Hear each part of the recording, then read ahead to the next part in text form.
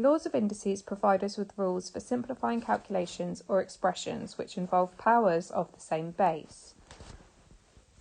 My first example here, we're looking at multiplying with the same base, and the rule in this case is that we need to add the powers.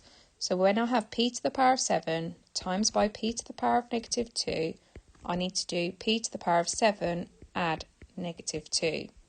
This simplifies to p to the power of 5.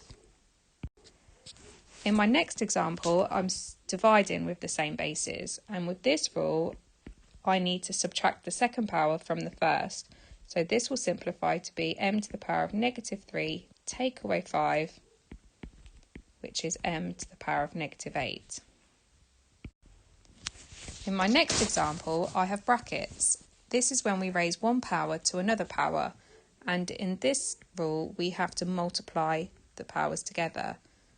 So t to the power of 8 to the power of negative 3 is going to be t to the power of 8 multiplied by negative 3, which simplifies to t to the power of negative 24. My next example is a little bit more complex because we have coefficients. We simply apply the normal operations to the coefficients. So in this numerator, I have 4 times 3, which is 12. Then I have e to the power of 2 times e to the power of 5.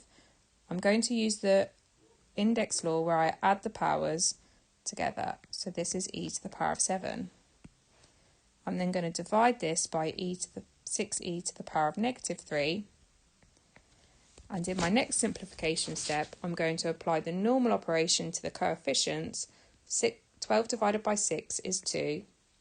And I'm going to apply the index law for division. So this will be e to the power of 7 take away negative 3.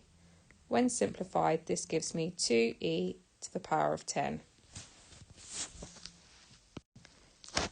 In my last problem, I have to compare two expressions in order to work out the value of a and b. First, I'm going to compare the powers. I know that t to the power of 5, when raised to the power of b, has to give me t to the power of 15. So this tells me that 5b must equal 15. Therefore, b must equal 3. Now I'm going to compare the coefficients. Knowing that the power outside the bracket is 3, I know that a to the power of 3 has to equal the coefficient I have on the right hand side, which is 8. A to the power of 3 equals 8. I know from my cube numbers that 2 to the power of 3 equals 8. Therefore, a must equal 2.